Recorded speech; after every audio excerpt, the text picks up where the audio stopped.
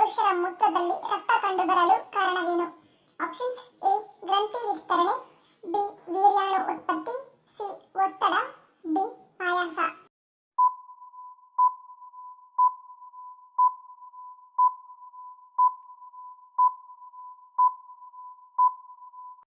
ಸರಿಯಾದ ಉತ್ತರ option A. ಗ್ರಂಥಿ ವಿಸ್ತರಣೆ. ಪ್ರಾಸ್ಟೇಟ್ ಗ್ರಂಥಿ ಪುರುಷರ ಸಂತಾನೋತ್ಪತ್ತಿ ವ್ಯವಸ್ಥೆಯ ಭಾಗವಾಗಿದ್ದು ವೀರ್ಯವನ್ನು ಉತ್ಪಾದಿಸಲು ಸಹಾಯ ಮಾಡುತ್ತದೆ. ಇದು ಗುದನಾಳದ ಮುಂದೆ ಇರುತ್ತದೆ. ಯಾವಾಗ ಪ್ರಾಸ್ಟೇಟ್ ಗ್ರಂಥಿ ವಿಸ್ತರಿಸುತ್ತದೆಯೋ ಆಗ ಮೂತ್ರನಾಳದ ಮೇಲೆ ಒತ್ತುವ ಮೂಲಕ ಮೂತ್ರ ವಿಸರ್ಜನೆಗೆ ಕಷ್ಟವಾಗುತ್ತದೆ. ಇದು ಹಾನಿ ಮತ್ತು ರಕ್ತಸ್ರಾವಕ್ಕೆ ಕಾರಣವಾಗುತ್ತದೆ. 51 ರಿಂದ 60 ವರ್ಷ ವಯಸ್ಸಿನ ವಯಸ್ಕ ಪುರುಷರಲ್ಲಿ 50% ಮತ್ತು 80 ವರ್ಷಕ್ಕಿಂತ ಮೇಲ್ಪಟ್ಟವರಲ್ಲಿ 90% ಜನರು ಈ ಸಮಸ್ಯೆಗೆ ಸಿಲುಕುತ್ತಾರೆ. ಗೋಧಿಯ ಚಪಾತಿಯ ಬದಲಿಗೆ ಯಾವುದನ್ನು ಸೇವಿಸುವುದು ಆರೋಗ್ಯಕ್ಕೆ ಉತ್ತಮ? Options: A. ರಾಗಿ ರೊಟ್ಟಿ, ಬಿ. ಅಕ್ಕಿ ರೊಟ್ಟಿ, ಸಿ. ಜೋಳದ ರೊಟ್ಟಿ, ಡಿ. ಸಿರಿಧಾನ್ಯ ರೊಟ್ಟಿ.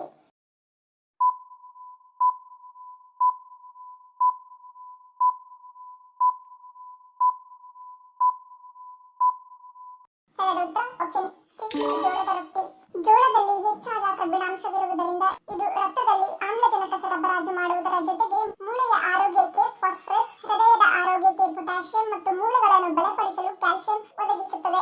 ಆಹಾರದ ನಾರಿನಾಂಶವು ಅಧಿಕವಾಗಿ ಇರುವ ಜೋಳದ ರೊಟ್ಟಿಯು ಜೀರ್ಣಕ್ರಿಯೆ ಸುಧಾರಣೆಗೆ ಸಹಕಾರಿಯಾಗಿದೆ. ರಕ್ತದಲ್ಲಿನ ಸಕ್ಕರೆ ಮಟ್ಟ ನಿಯಂತ್ರಿಸುವುದರ ಜೊತೆಗೆ ತೂಕವನ್ನು ನಿರ್ವಹಣೆ ಮಾಡಲು ಇದು ಸಹಕಾರಿಯಾಗಿದೆ. ಹೀಗಾಗಿ ಚಪಾತಿಯ ಬದಲಿಗೆ ಜೋಳದ ರೊಟ್ಟಿಯನ್ನು ಸೇವಿಸುವುದು ಆರೋಗ್ಯಕ್ಕೆ ಉತ್ತಮ ಎನ್ನಲಾಗುತ್ತದೆ. ಪ್ರಪಂಚದಲ್ಲಿ ಪ್ರವಾಸೋದ್ಯಮದಿಂದ ಹೆಚ್ಚು ಆದಾಯ ಗಳಿಸುವ ದೇಶ ಯಾವುದು? Options: A. Bharat, B. Singapore, C. America, D. Switzerland.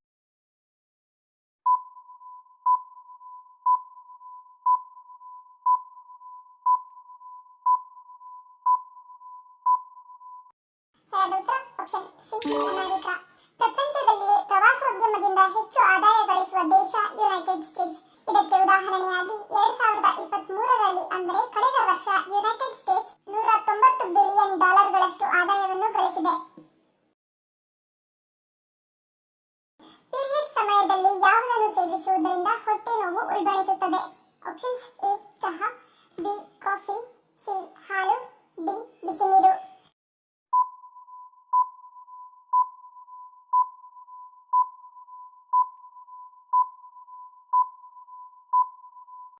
ಸರಿಯಾದ ಉತ್ತರ ಆಪ್ಷನ್ ಬಿ. ಕಾಫಿ. ಮುಟ್ಟಿನ ಸಮಯದಲ್ಲಿ ಹೆಚ್ಚಾಗಿ ಕಾಫಿ ಕುಡಿದರೆ ದೇಹದಲ್ಲಿ ನಿರ್ಜಲೀಕರಣ ಉಂಟಾಗುತ್ತದೆ. ಕಾಫಿಯಲ್ಲಿ ಇರುವಂತಹ ಕೆಫೀನ್ ಅಂಶವು ನೈಸರ್ಗಿಕವಾಗಿ ಮೂತ್ರವರ್ಧಕವಾಗಿದೆ.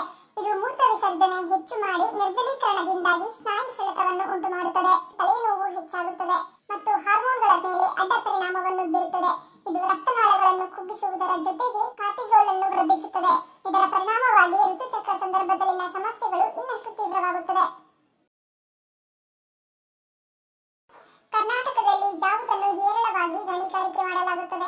Options: A. ಚಿನ್ನ, ಬಿ. Manganese, C. ಕಬ್ಬಿಣ, ಡಿ. ಗ್ರಾನೈಟ್.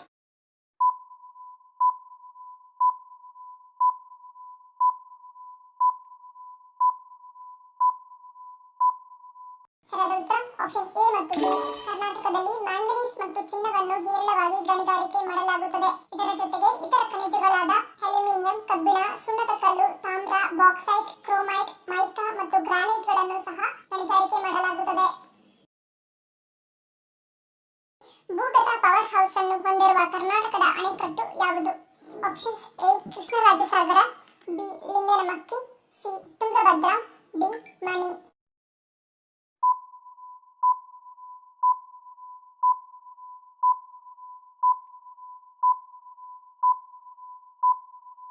ಸರಿಯಾದ ಉತ್ತರ ಆಪ್ಷನ್ ಡಿ.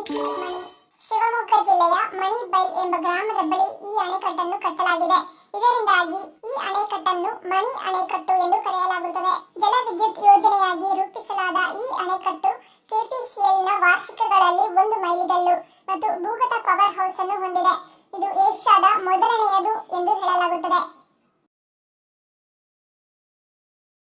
ಆಕಳಿಕೆ ಬರಲು ಕಾರಣವೇನು ಮತ್ತು ಯಾರಾದರೂ ಆಕಳಿಸಿದ್ದು ನೋಡಿ ನಾವು ಆಕಳಿಸಲು ಕಾರಣವೇನು?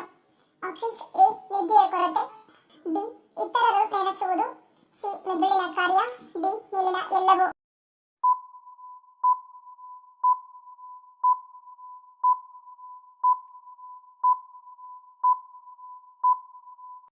ಸರಿಯಾದ ಉತ್ತರ ಸಿ ಮೆದುಳಿನ ಕಾರ್ಯ. ಒಬ್ಬರ ರಕ್ತವು ಹೆಚ್ಚಿನ ಪ್ರಮಾಣದ ಇಂಗಾಲದ ಡೈಆಕ್ಸೈಡ್ ಹೊಂದಿದ್ದಾಗ ಆಕಳಿಕೆಯು ಉಂಟಾಗುತ್ತದೆ. ಹೀಗಾದಾಗ ಆಮ್ಲಜನಕದ ಒಳಹರಿವು ಅಗತ್ಯವಾಗುತ್ತದೆ. ಆಕಳಿಕೆಯು ಇದನ್ನು ಒದಗಿಸುತ್ತದೆ. ಆಕಳಿಸುವುದರಿಂದ ರಕ್ತದಲ್ಲಿ ಆಮ್ಲಜನಕವು ಸರಿಯಾಗಿ ಸರಬರಾಜು ಆಗಲು ಮತ್ತು ಮೆದುಳು ತಂಪಾಗಲು ನೆರವಾಗುತ್ತದೆ.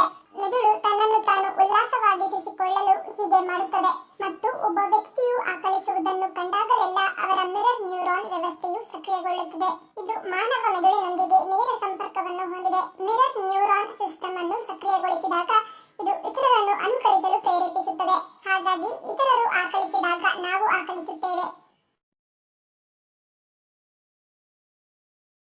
ಊಟದ ಮೂಲಕ ನಮಗೆ ಗೊತ್ತಿಲ್ಲದೆ ನಮ್ಮ ಹೊಟ್ಟೆಯಲ್ಲಿ ಸೇರಿರುವ ಕೂದಲನ್ನು ಹೊರತೆಗೆಯಲು ಯಾವುದನ್ನು ಸೇವಿಸಬೇಕು? ಆಪ್ಷನ್ಸ್ ಎ ಗೋಮೂತ್ರ, ಬಿ ಉಪ್ಪಿನ ನೀರು, ಸಿ ಬೇವಿನ ರಸ, ಡಿ ನೇರಳೆ ಹಣ್ಣು.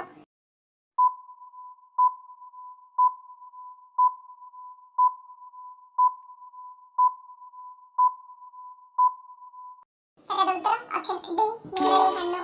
ನೇರಳೆ ಹಣ್ಣನ್ನು ತಿನ್ನುವುದರಿಂದ ನಮಗೆ ಗೊತ್ತಿಲ್ಲದೆ ಊಟದ ಮೂಲಕ ನಮ್ಮ ಹೊಟ್ಟೆಯನ್ನು ಸೇರಿರುವ ಕೂದಲುಗಳನ್ನು ತೆಗೆದುಹಾಕುವಲ್ಲಿ ನೇರಳೆ ಹಣ್ಣುಗಳು ಹೆಚ್ಚು ಸಹಾಯಕಾರಿಯಾಗಿದೆ. ಸ್ನಾನದ ನೀರಿಗೆ ಯಾವುದನ್ನು ಹಾಕಿ ಸ್ನಾನ ಮಾಡುವುದರಿಂದ ಕೀಲು ನೋವು ಮತ್ತು ಪಾದದ ಊತ ಕಡಿಮೆಯಾಗುತ್ತದೆ? ಆಪ್ಷನ್ಸ್ ಎ ನಾಗಬಲ, ಬಿ ಬಿಳಿ ಸಾಸಿವೆ, ಸಿ ಏಲಕ್ಕಿ, ಡಿ ಕಲ್ಲು ಉಪ್ಪು.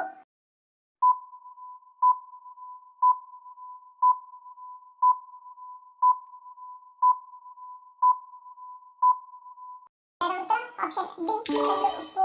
ಗಂಭೀರ ಸಮಸ್ಯೆಗಳಾದ ಆಸ್ಟಿಯೋಆರ್ಥ್ರೈಟಿಸ್ ಮತ್ತು ಟೆಂಡಿನೈಟಿಸ್ ಸಮಸ್ಯೆಗಳು ಸಹ ನಿತ್ಯ ನಿಯಮಿತವಾದ ಉಪ್ಪಿನ ಅಂಶ ಹೊಂದಿರುವ ಬಿಸಿ ನೀರಿನ ಸ್ನಾನದಿಂದ ಗುಣವಾಗುತ್ತವೆ. ಆಸ್ಟಿಯೋಆರ್ಥ್ರೈಟಿಸ್ ಎಂದರೆ ಮಾಂಸಖಂಡಗಳ ಕೆಳಗಿರುವ ಮೂಳೆಗಳು ಮತ್ತು ಕಾರ್ಟಿಲೇಜ್ ಭಾಗಗಳು ದುರ್ಬಲಗೊಳ್ಳುವುದು ಮತ್ತು ಟೆಂಡಿನೈಟಿಸ್ ಎಂದರೆ ಟೆಂಡನ್ ಭಾಗ ಊದಿಕೊಳ್ಳುವುದು. ಉಪ್ಪಿನ ನೀರಿನ ಸ್ನಾನದಿಂದ ಈ ಎರಡೂ ಸಮಸ್ಯೆಗಳು ಸುಲಭವಾಗಿ ಬಗೆಹರಿಯುತ್ತವೆ. ಸಮುದ್ರದ ಕಲ್ಲು ಉಪ್ಪನ್ನು ಸೇರಿಸಿದ ಬೆಚ್ಚಗಿನ ನೀರು ಸ್ನಾಯುಗಳು ಮತ್ತು ಕೀಲುಗಳ ಮೇಲಿನ ಊತವನ್ನು ಕಡಿಮೆ ಮಾಡುತ್ತದೆ. ಸಮುದ್ರದ ಉಪ್ಪಿನ ಸ್ನಾನವು ಸಂಧಿವಾತದ ಚಿಕಿತ್ಸೆಯಲ್ಲಿ ಪರಿಣಾಮಕಾರಿಯಾಗಿದೆ. ಅಲ್ಲದೆ ಗಟ್ಟಿಯಾದ ಕೀಲುಗಳನ್ನು ನಿವಾರಿಸುತ್ತದೆ ಮತ್ತು ಸ್ನಾಯು ಸೆಳೆತವನ್ನು ನಿವಾರಿಸಿ ದೇಹದಲ್ಲಿ ರಕ್ತ ಸಂಚಾರ ಸುಗಮವಾಗಿ ಆಗುವಂತೆ ನೋಡಿಕೊಳ್ಳುತ್ತದೆ. ನಮ್ಮ ದೇಹದಲ್ಲಿ ಪ್ರತಿ ತಿಂಗಳು ತನ್ನನ್ನು ತಾನೇ ನವೀಕರಿಸಿಕೊಳ್ಳುವ ಅಂಗ ಯಾವುದು? ಆಪ್ಷನ್ಸ್ ಎ ಹೃದಯ, ಬಿ ಶ್ವಾಸಕೋಶ, ಸಿ ಯಕೃತ್, ಡಿ ಚರ್ಮ.